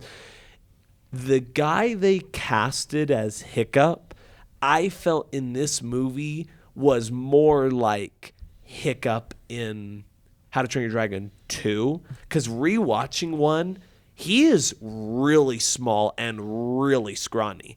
The guy who they got to play him in this, I don't believe him being this geeky, nerdy, couldn't even pick up an axe guy. He's just too tall and too muscular, in my view. So, those were the gripes I had with it. That's why it was better animated. And to your point, Sean, while I did really enjoy it, and I thought it was one of the best live actions I've seen, it is interesting that, unlike others, I wasn't 100% sure why they made it, because there just wasn't enough differences. But I will say they nailed the dragons, and maybe that's what they were going with, is the live action visuals are beautiful and breathtaking. They are awesome. I then watched Materialists. I gave it 2.5 stars. So in my eyes, it's just a right there average movie. I was pretty disappointed in the way of, and there's no nice way for me to say this. It's just kind of an opinion piece. I thought this movie was going to be more of a shared lead movie, because Pedro Pascal, Chris Evans, and Dakota Johnson, I felt could almost all go evenly thirds importance. This movie is significantly Dakota Johnson's movie. It's probably her. I would say she's 70% of the movie, and the men are probably an even 15% split. They're not in it as much as I would have liked, and it's her story. If I would have known that, I'm not even sure I would have seen it, because I was kind of going for Chris Evans and Pedro Pascal, and they really leaned into it being Dakota's story. I thought it was fine. There wasn't anything I loved. There wasn't anything I hated. The thing I did not understand, I think I told you this, is when I looked it up on Google, it's listed as a romantic comedy, and there were 2 moments I laughed. Otherwise, it's just drama. So that kind of bothered me a little bit, but 2.5, it was fine. I watched How to Train Your Dragon 2. I kept rolling on that. I gave that 4 stars. It's really good. I don't really have that much to say about it, other than I still really enjoy it. It's not my favorite. I think the dragons go. Number 1's the best. Number 2's second, and then number 3 is the worst of the 3. That's just me. I won't really dive into Elio. I gave it 2.5 stars. I did want to bring up on my review, I had said, and I just feel like this is really where we are with Pixar recently. Really touching message, because it did have a really good message, by the way. But Disney/Pixar just doesn't know what they're doing and don't know how to make movies like they used to. And I get maybe that's unfair to put it on a comparison to other films. It just, the humor wasn't as good as what they've had in the past. The story wasn't as good. The touching moments weren't as good. Just nothing was as good. It's fine. I wouldn't go see it again, but it's fine. That's why I gave it a 2.5. I thought it was a very mediocre, average movie. Then I hit some all-time greats. Like I said, I literally watched The Road to El Dorado after I saw these posters. I gave that 4.5 stars. The music is amazing. I forgot how amazing the music was. And to your point about the poster and posters, actually, the amazing visualization of how good you can make an animated 2000 movie is mind-boggling to me. It was beautiful, and the color schemes and the writing and the character development and the dialogue and the sense of adventure is just so good. I'm a Greek, I do like Greek mythology, but I do love the concept of gods in adventure and how they have the gods and all these things. If you have not seen The Road to El Dorado, you've got to watch it. Again, I just rewatched it yesterday, and it's even better than I remember. It is so good. And then to wrap it up, And Ozzy, I huge shout out. Oh, both of you, huge shout out because you've got me on this train, and it took me a while to get there. I told Sean this before you got here. I watched the original Predator, and just like you had said, it's not in my top 100 all-time movies, but it's got to be right knocking on the door because it was breathtaking. Like, and the thing that blows my mind still to this, like, I almost said still to this day. I literally finished it today. Is how they made what they made in 1987, especially, and I put this on my letterbox, so this is a little bit of a spoiler if you haven't seen Predator, but I'm going to say it anyway. The camouflage effects are amazing. And when again, this is spoiler, so if you haven't seen Predator and you don't want spoilers, when he can see, and by the way, sorry, I know I didn't finish that last sentence, you had hit the nail around that. Dutch and Dylan, Carl Weathers' character, are so awesome together. And that great old-time meme, I did not know that was from that movie. But they work together so well. But right towards the end, when the Predator can tell that Dutch is almost at the point where he can't compete, so he's not interested, and he takes off his armor, and then he takes off his helmet, and then it does that, and the scream. It is amazing. The roar, I guess. I did have to give a shout out. I was talking to a worker of mine. A shout out to Kendall, a worker of ours. In relation, I promised to Predator, because she wanted me to tell the story. You guys know the soda we have, Red Cream. She was changing Red Cream, I believe it was Saturday, and the little nozzle thing like popped off. And all this red cream splattered all over her.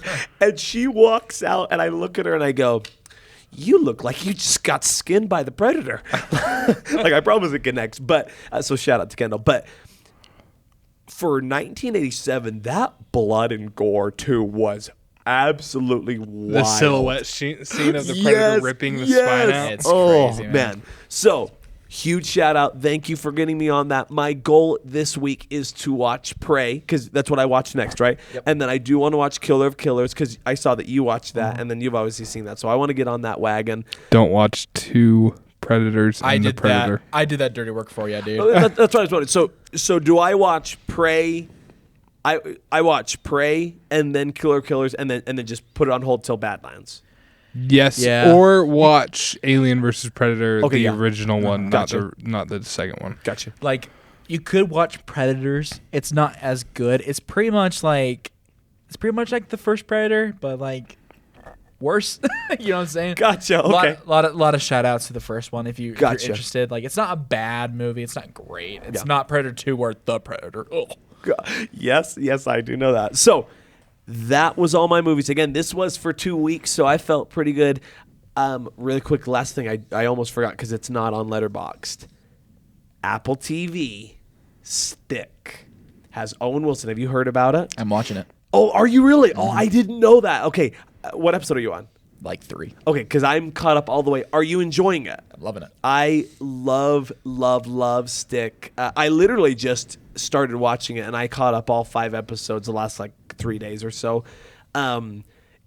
It literally is Ted Lasso via golf version. That's why I like it so much. And it's amazing. Owen Wilson is so good, and the amazing ability they have of their hitting all the feels while getting the comedy in there. And I wanted to talk to you about it because I didn't know if you were watching it. Golf is so awesome. I love it. Golf is so awesome. So, movies, that's what I watched, and Stick is so awesome. I look forward to talking about it with you as we go on. That's what I watched. Over to you, Ozzy. All right. I did not watch a lot the past 2 weeks because I've been doing first block classes at Weber State, and this past week was my final week for the first block classes. That was I had to take 3 tests and a couple of essays here and there. So that was a fun week for me. So I watched 3 movies. Watched Ballerina. I was there with Sean. Yeah, that's right. I was just a couple of rows. Okay, by the way, before I get to the movie, if you are in a theater full of 290 seats, okay, and there are about Oh, I saw that guy who sat right next to you. Yeah, and there are about Next to you? there's like 6. No, you, me, another guy in the back, us, 2 more. There was like 8 of us there. Yeah, it's about 7 minutes into the movie, and then here comes this couple, and it's like during like an action scene, I think. And it was like towards the beginning, and they sit on the same row as us, and there's like 5 rows that way, 5 rows that way, 12 rows that way. I'm like, guys, find a different seat for the. They were fine, but Weren't they like 2 seats away from you too? No, it was me. I was at the very end of our group, and it was them. I'm like, what are you doing? Go somewhere else. I love theater experience, except for that part. Yeah. Where they're like, there's so many seats to sit from. It's not assigned seating, so go away. Go away. You can sit in the back. You can sit. There was a complete row with nobody in front of them. Like, you can sit on that row. That's how it was for 28 years later for me, but Oh my gosh. Okay, so that was my one thing with that theater experience. But yeah, I love Ballerina, man. I thought it was so good. Here's the thing. I think I was talking to Sean and Troy about this. I know it's part of the marketing, but if Keanu Reeves wasn't in the marketing, like was not in the trailer, and they did like the Darth Vader effect in Rogue One, where it's like a surprise, I would have loved that so much. And here's the thing. I personally think this movie would be about the same if Keanu Reeves wasn't in it. Honestly, I thought Ana de Armas was amazing. They did a John Wick movie, but they did not do everything that John Wick does. They made her adapt because she's a different person. She's not as strong as John Wick as as a average man, so she has to adapt. She has to like find technical ways to beat her enemy, and I thought they did so well when she had the flamethrower. Oh my gosh, the 20-minute flamethrower scene is so the sound it was so sick. I was sitting there, I'm like, oh, this might be a good like 2 minutes. This would be awesome 2 minutes. It kept going. I'm like, I'm loving this. Yeah. Let's keep going. But yeah, she was awesome. I honestly want her to be back. Bring her back into Chapter 5. I would love that. Have her team up with John Wick. She freaking killed it. Ana de Armas.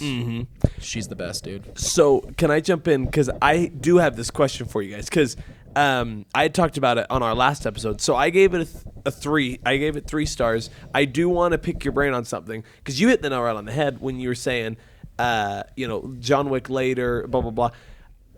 If John Wick was not in it, I would have given it a 4. Really? It didn't was like him John Wick being in it that I didn't like.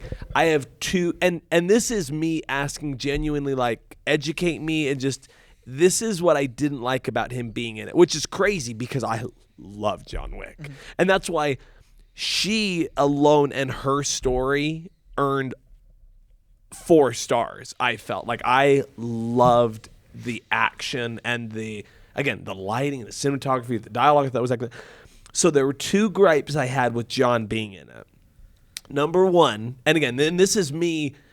Help me understand if I'm misreading all these. And there could be potential spoilers. Just a heads up. Oh yeah. Sorry, Bryson hasn't seen us. So Bryson, anyway, this is your cue. Anyway, in John Wick 3. The director, because he goes to the director and she's like, with this, I'm going to tear your ticket. And she says, you can never return home. I thought it was a little odd and just kind of bothered me that even after, and maybe I'm reading this wrong, when I hear you can never come home, that is like, you're like, we're cutting ties. It was odd to me that she then turns around and has him go do her dirty work. That just didn't sit right with me because it is literally them cutting ties, but then her saying, oh, but by the way, I need you to go do this favor for me. Yeah, I didn't really understand that part either. Okay, but yeah. I just was like, well, it's a John Wick movie. No, they have bare bones story, Yes. so it's like, Yeah. I just was like, yeah, John Wick's in it. So I was Gotcha. Like, yeah. Okay, yeah, I'm following. So it was just weird that like that just kind of ate at me. But playing devil's advocate, I did think what was I thinking? playing devil's advocate, I understood where even though they probably cut all ties, he's probably, because you got to remember, this is during the events of John Wick 3. He needs to make as many allies as he can. So maybe he took this as an opportunity to get in good graces. So so that's my devil's advocate. That was a part that I didn't really like of it, which kind of fed into my, and this was the bigger gripe I had. I just didn't understand how, when he had this huge bounty on his head from the high table, that he was able to leave and go to another country and perform this task. But yeah, these events take place. So you see when Ballerina's first going through her training with the, whatever they're called, I can't remember. But you see the events that happen in John Wick 3 where he's talking and like walking through the hallway. Right, yeah. Talking about the death of his dog. And then it's like, isn't it like 3 months later that the rest of the movie takes place? I think it was 3 or was it 6? I can't remember. But yeah, it was a decent chunk of time. Oh, so you're John right. Wick I would have forgot already about been that. killed at the end of John Wick 3. I forgot about that. Because it says time like jump. 6 or 9 months later, and then she's in the hotel room. I forgot about that time jump. Okay, so you're when he's doing the task. That's for after them, the events of that's John Wick after 3. the events of 3. Yes. Okay, I missed that Which time is why jump. they're like, this takes place between 3 and 4. Oh, I missed that. Except for the first little bit. Okay, Yeah. I must have forgot that time jump. That makes a lot more Yeah, sense. yeah. Because I was thinking about it, because I remember the devil's advocate was, well, like John goes and finds the elder in John Wick 3. Like, why wasn't he killed during all that when he was trying to find the elder? I thought, well, I think the high table was kind of like, hey, he's kind of doing his thing. So like, but even then, that'd be hard to kind of sit here and say the high table was like, we're gonna put a pause on his hunt so he can go talk to the elder. I forgot about that time jump, so that's interesting because that makes more sense. Because when I viewed it, I thought even with the 6-month time jump, I wondered how much of his ability would be through there. Because like you said, he technically was dead according to the high table. I forgot about that time jump. I guess it was sitting in the theater that I forgot about that time jump. So that's very good. I needed to be informed of that. So duly noted. But man, how crazy it was when you find out the whole village was in on it. That was so crazy. that was crazy. I'm just like, oh yeah, just a couple guys are just gonna find here. I'm like, no, it's everybody. It's the Yeah. whole town. It was crazy. I loved it. And then the scene with the ice skates. Oh my god. Oh my gosh. Oh yeah. Yes. I've always had a fear of that. Like, oh, sharp ice skates. Ooh. Like, But- was it? We were talking about like the comedy was like pretty like definitely John Wick when they're like trying to find the gun. They're like just hitting each other with like the dishes. Yeah, yeah. It's like, this is great. This is Or just a John the when the two cultists go up and they're like, "Oh, he's just one man." No, like I have the quote in my Yes. letterbox review. Bring it up. He's like, "This is suicide. It's effing John Wick." And then Yeah. the other guy's like, "Come on, it's only one guy." And then they just get murked. So good. So awesome. Well, I did want to say congrats. I am going to change my score from 3 to 3.5. Yeah. That I forgot about that time jump. That makes 100%. Now I have no problem of him. I have no problem of him showing up in the way of. I thought that the high table was still after him. It was the concept, like what you had said of where it was kind of odd to me that they had banished him. But I think it's even more of that part of where I would have liked her to just have her movie. Like I really think, and to your point, and I loved your point on the review when you said, wish she was the Baba Yaga. Like, yeah. Oh, yeah, that's the only reason why. Yeah, I wish that this was her movie alone. And I love John Wick, but I wouldn't have minded had he not made an appearance outside of those points that we see from John Wick 3. And almost like the mentorship, and then say he's going to go do his thing. She gets to go do hers. But congratulations. I bumped it. I appreciate that. Thank you. Thank you. Yep. But yeah. Go Sorry, see. I took that over. Sorry. Oh, no, you're good. Go see Ballerina, please. But yeah, like definitely this one is. It's not as good as 1, 4, and 3, but I definitely think it's better than 2 by a long. Yeah. By I was going to ask, extreme is amount, actually. that where you guys are? Yeah, number 2, I'm not super big on. Gotcha. Yeah. That's the one I've seen the least amount of times. It has some good highs, but some very low lows. Yes. Gotcha. Yes. And then like I think that's why I like 3 so much. I'm like, this is so much different So good. than 2. Like we go from 2 to like, yeah, okay, yeah. Like I gave it like 8 out of 10 Yeah. still. It's a John Wick. Yeah, But so it's great. And then you go to Parabellum, and I'm like, this is just the most amazing thing I've ever seen. Yep. So good. So yeah, after Ballerina, yes, I started watching Killer of Killers because that was definitely on my watch list. I was like, okay, I'm gonna finish this essay, and then I'm gonna watch Killer of Killers. That's my goal, and I did it. And like, it's not okay. So I love the animation. I thought the animation was incredible. It kind of gave you that kind of like the Spider-Verse kind of feel, that kind of animation, kind of like TMNT. I'm not the biggest fan of like going from one story to another story and then to another story, and then hey, we're bringing it all. We're gonna do that, yeah, like a big old collab. It was good. I liked it. I probably would watch it with someone that has never seen it, but I probably want to watch it by myself, like again. You know what I'm saying? Yeah.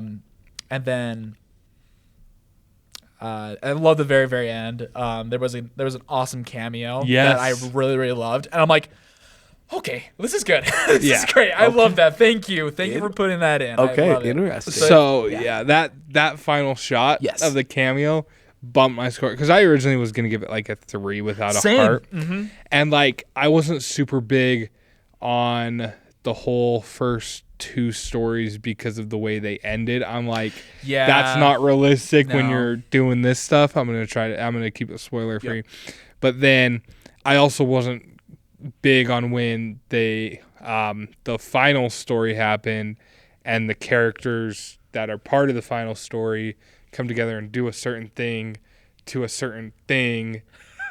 And You want me to walk away? I can go to the bathroom if you need me to. and they do an act of a certain thing. I know exactly. You know what I'm talking I know about. exactly what he's saying. That's the best part. I hated that part until was- I saw the final shot of what the thing did to do Yes. to the other people doing the thing, you know? Yes. Yeah, with the multiple things coming in, you know, and that final shot, that's Yeah. what kind of bumped it right up for me. But yeah, I get that. My favorite story was definitely the second one. I really liked the story. Oh, yeah. Until the end, I was like, oh, it was so good. Yeah. It was so good. I actually really liked the third one with the World War II pilots. I did thought like it was that. good, but yeah.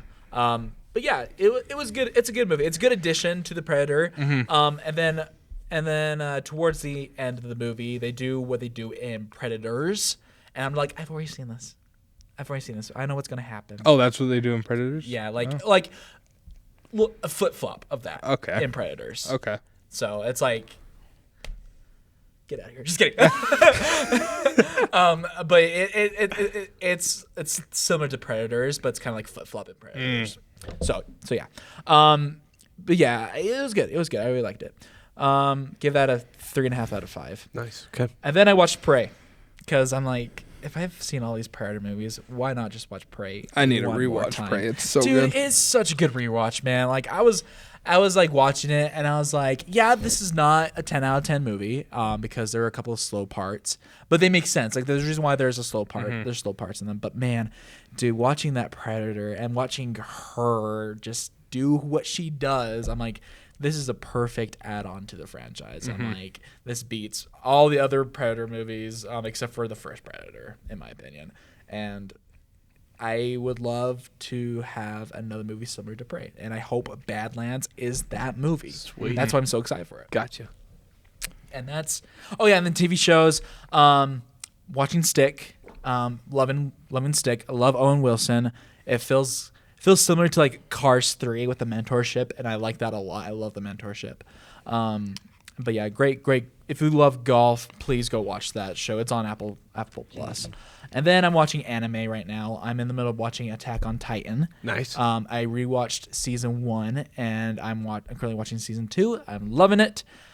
If you've never seen anime before, I don't think you should start with Attack on Titan, because I it's like, completely agree. because it's so good. It's like your first football game you're gonna go see is watching your favorite team in the Super Bowl and winning it in your hometown. Like, there's nothing that's gonna beat that experience, right?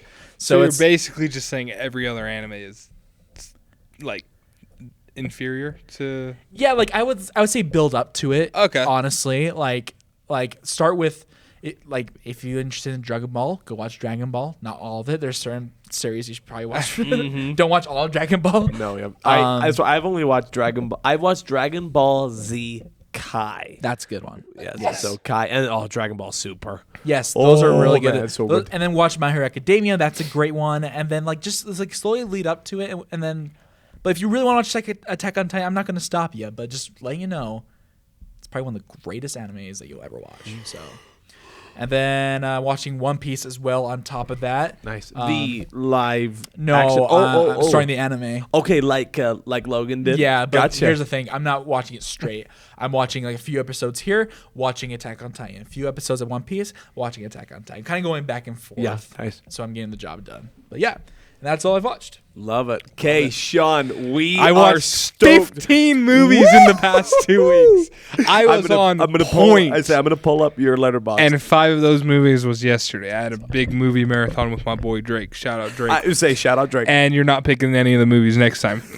But okay, the first movie I watched was The Fugitive with Tommy Lee Jones and Harrison Ford. Peak movie. All time great. I think the writing is incredible. I think the pacing is freaking phenomenal. It's super tight. Like I don't feel like there's any real downtime. What else? I think cinematography was great. Amazing acting. Just everything about it was super good. Love it. Then I watched Ford v Ferrari, which again, incredible movie. Like that final scene. Oh my gosh, so freaking good. That the writing is incredible. Acting's incredible. Cinematography's incredible.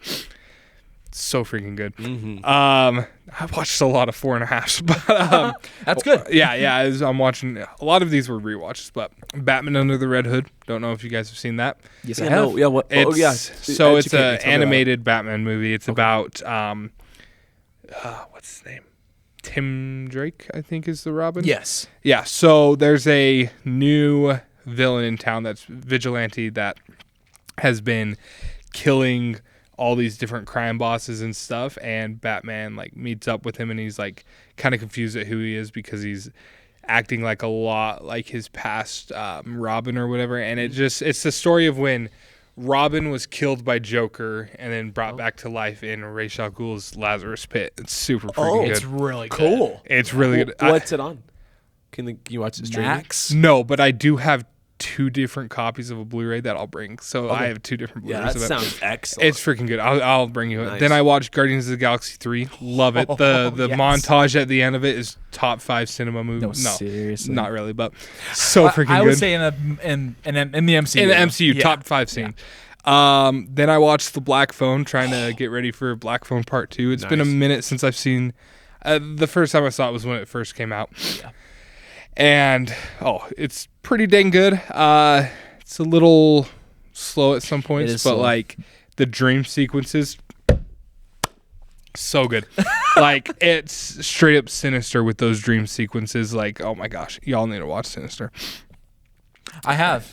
I love Oh, you Sin- have? Okay, yeah, it's so good. I'm waiting for when we talk about horror. Oh, but- yeah. It's Sinister good, it's is up good. there. And then watched John Wick 3 before going in to watch Ballerina, and holy so crap, John Wick good. 3 is. Oh, keep going. Sorry. I was just gonna say like the sound design. Oh my gosh, so good! And the scene when they're defending the Continental and Oh my like the gosh. armored people Yep, come in. yep. And like one of my favorite scenes is when John Wick's like he goes back into the safe that Winston and his dog is chilling in. And he's like, "Oh, I need heavier ammunition," and Winston kind of just like points over there. And he just has like a cup of wine, and the dog is just He's sitting just next to him. chilling. It's just so funny. And then they get the shotguns with I think it was like the slugs, like straight steel slugs. Yeah. And they're just like shooting them in the head, and the heads will go, and it's just so sick. And I love So was it awesome. before that? Like he like kind of like unmasks them. Yeah, and he would like, yeah, so sick. But what were you gonna say? No, about I it? was going to ask you, were you as glad as I was to rewatch John Wick 3 and then go straight into Ballerina? Because Like, the it scene, was- like in Ballerina, where she sees John Wick talking to the director of the ballet, I really like that. But then I watched Ballerina, which was good, really good. We talked about it. Then Thursday, before watching 28 Years Later, I watched 28 Weeks Later because I had never seen it.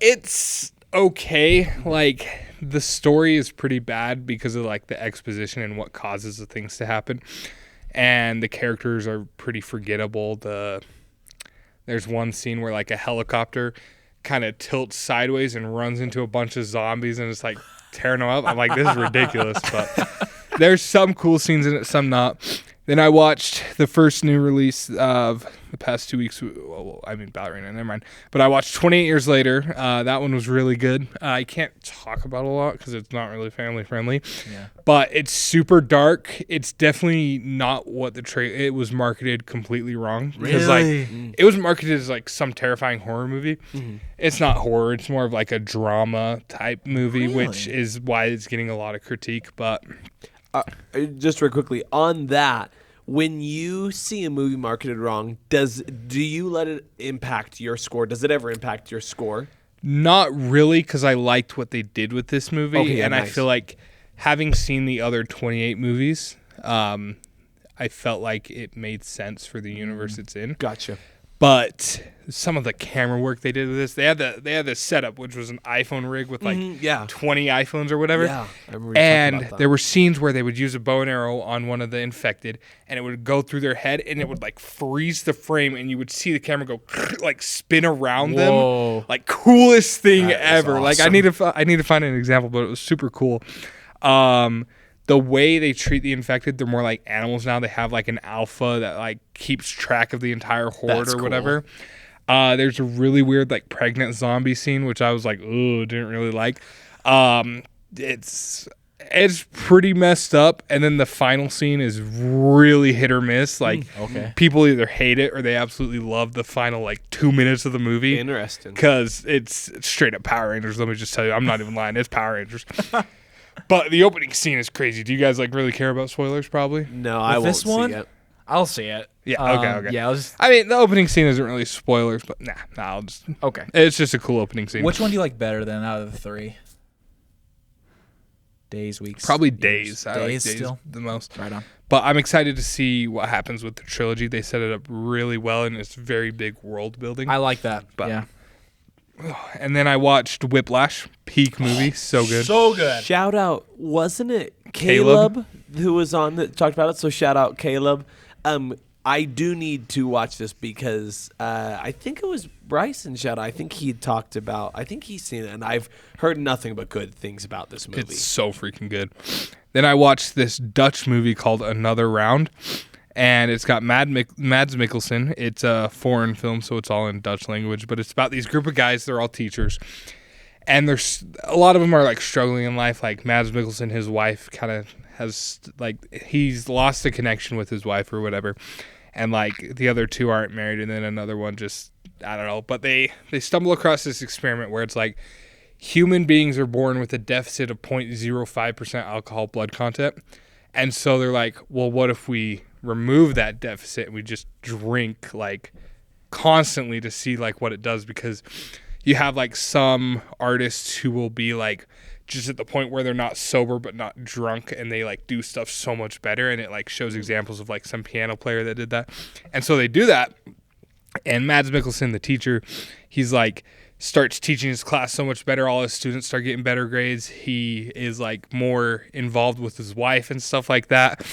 And same with the other people in the friend group. They're all like starting to get better in life and stuff. But then it gets to a point where they take it too far, and they drink so much that they get to like a blood alcohol level of like 2, I think, which is really bad. Yeah. Wow. And then they kind of just like go home to their families, and like their families get really mad at them, and then their life starts falling apart. And then one of their friends accidentally kills himself because he gets too drunk and he drives a boat and drowns.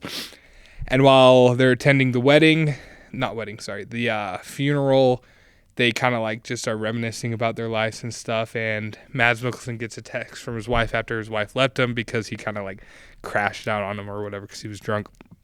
This is a couple months later. She's like, yeah, I kind of miss you and stuff like that. And they talk about like how they miss each other. And so then at the final scene is like their graduating class that they were teaching that year. They're in wherever this takes place. I can't remember where it was. they have a tradition for the graduating class. They all like drive on these like big buses like with alcohol because it's a big drinking country or something like that. Excuse me. But the final scene is like probably what I think my review said the last 20 minutes of this movie was some of the greatest cinema of all time. Nice. Like, I'll show you guys a meme later that got me to watch this movie, but it's Mad Mikkelsen. He drinks a can of beer and then he starts like running around all the graduates while they're spraying like champagne all over him and he's just dancing. Coolest scene ever. And it was just so wholesome. Like Nice. 4.5 out of 5. Super freaking good. Then this was the first movie of the movie marathon. We watched Jacob's Ladder. Movie was pretty not what I was expecting. I thought it was going to be a horror movie, but it was more of like a Vietnam PTSD movie. And I was not expecting that. It was, I don't know. Drake really liked it. I didn't really like it. Just going to mention this one. It's called The Coffee Table. Don't want to talk about it. Screw you, Drake, for showing me that. Then I watched Friendship. It came out this year. It's got Paul Rudd and Tim Robinson. I don't know if you guys saw trailers for it. I have, yeah. I Yeah, don't know- so- I don't know Tim Robinson. Yeah, Tim Robinson. This is the funniest movie I've seen in Really? the longest time. Like, I think it's my third favorite of the year, Wow. maybe. Yeah. Oh, He's on YouTube. yeah, he's the 55 burgers, 55 Yes, shout out Bryson. I was just talking to 55 burgers, 55 fries, 55 tops, 55 cakes, 55 pies. Yes, that is hilarious. Okay, this movie is literally just like this dad. A new neighbor moves in and he gets to become really good friends with him. And this dad, he's a little weird or whatever. And so they get to be friends, but then while they're hanging out in a group of friends, he kind of like acts really stupid and just like it acts really weird. So Paul Rudd doesn't want to be friends with him anymore. And so the way it's filmed, it's almost like a horror movie, but it's like completely a comedy. It's not a horror movie. It's just like It's A24. Yeah, and I loved this movie so much, and I'm gonna rewatch it because it's just so funny. But like, Interesting. oh, Is there's it on streaming or something? You know. no, I pirated. Okay, excuse me. Shout out physical media because I will buy the physical media when it comes out. But yeah, I would recommend it. You can rent it right now or like whatever. It's But like, that yeah, is- you can go on Amazon rent it. Gotcha. so good. There's one scene where he wants to do drugs, so he takes this hallucinogen, and his whole trip is he goes to Subway to order a sandwich. I don't know what you're talking about, but it's hilarious already. And that's his whole hallucinogenic trip. He just goes to Subway and orders a sandwich. And it's the funniest thing ever. Oh my gosh, it's so funny. Oh, man. And this final one, screw you, Drake, again, but I love you. Peter Jackson in 1992 directed this movie called Brain Dead. And this movie has the record for the most amount of on-screen blood in any movie. Wow. All practical effects, freaking nasty. But my thing is, it was just Evil Dead, but like gore to the max. Like there was no real story to it. Yeah. I just hated it. Like I can't even read my review because it's just nah. Yeah, no, I gave it a 1.5 star. It sucked. Oh, Friendship, I gave a 4 out of 5 star. But Nice. I'm loving your review on Brain Dead. yeah, no. So I saw that Drake has it at a 4.5. Yeah, he does. Oh my gosh, he And does. but everything because I read his review, everything you just said, he kind of said, but in a positive way. Yeah, so, I know. So what was the difference there? I don't know. I just felt like it wasn't original, and it was just like, if I wanted to watch something like Evil Dead, I would just go and watch Evil Dead. Gotcha. But the funny thing is, me and Drake were talking about this today. This is the movie that we have the most divisive opinion on. Okay, like yeah. with the biggest difference in star ratings. Nice. So yeah, I just thought it was interesting. I don't know what he liked about it, but whatever. Gotcha.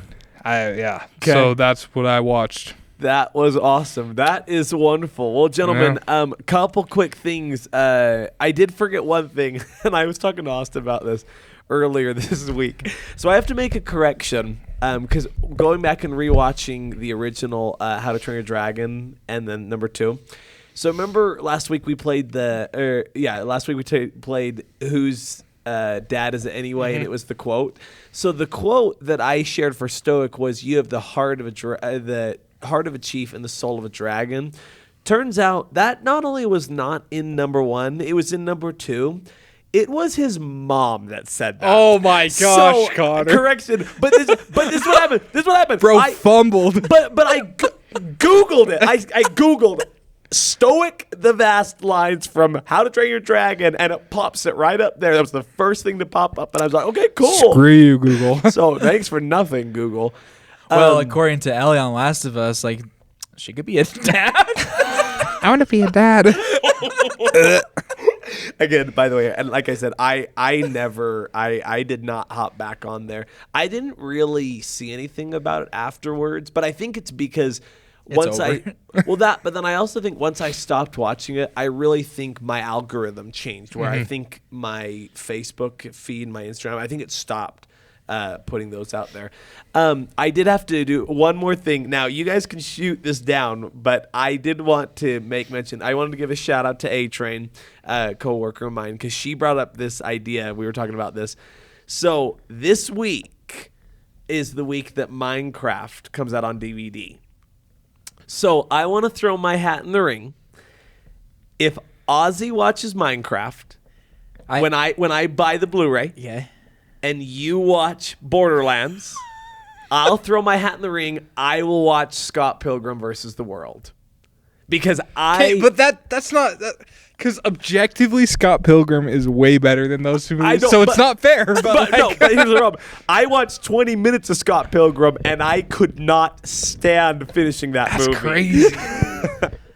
So I wanted to throw my hat in the ring. You don't have to take the offer, but I'm going to buy Minecraft this week, so I'll have that on When Blu-ray. did you last watch Scott? When it was in theaters. So that's okay. It's been a few years. Well, like 2009. Yeah, so it's been 16 years. Dang.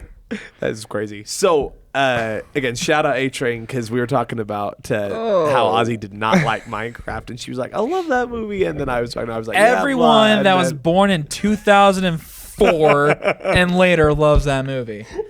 What is up with that 2004 slander? Are you kidding me?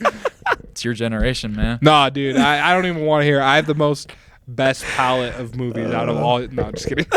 Okay. So, Just kidding. I'll put it this way. I'll bring Minecraft and Borderlands next week, and we'll see if you take the deal. I will watch it, but I might be doing something in the background while watching it because I don't know if I could put my full attention on that without actively blowing my brains out. So we'll revisit next week. Kind of a peek behind the curtain.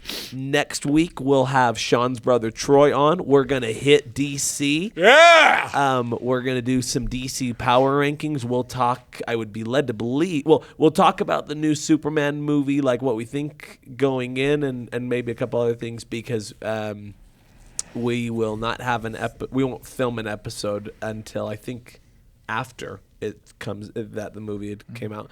So we'll have Troy on next week. We'll do some DC. To wrap up, just a shout out to the Oklahoma City Thunder. I did check; they won Game 7, 103-91 over the Pacers, so they are the new NBA champions. Whoopity-doo. Again, shout out United States men's national team. They'll be going for, and not gold, but in the Gold Cup, they'll be looking to advance. Shout out to all of our listeners. We appreciate you guys. Again, tune in Spotify, Amazon Music, YouTube, Instagram. Keep following us. Do all those things. Anything, gentlemen, before we go? Well, I might watch Ironheart this week. Oh Oh, gosh. I do And- need to dive into that. Probably pull my brains out. I do need to dive into that. I'm not excited, but I'll give it a shot, I guess. Like it. I have- Did they release multiple episodes? Yes. Okay, that's what I thought. I can't remember how many, but there's going to be more than one. Maybe 3. Gotcha. I can't remember. I might have a shout out. Oh yeah. So there's a YouTube profile that will like literally comment on all of ours. Oh yeah. And I don't know where he's from. He's no one I know, and like, but his username is lol main. So I just want to give a shout out to you. Thank you for your support. He said he wants to visit Walker sometime when he comes and visits Perry. So I don't know. I don't You think know he's who from it here. is? I I don't think like anyone know. I don't Okay. know, but like shout out. Yeah. Thank you shout for your out. support. Thank But you.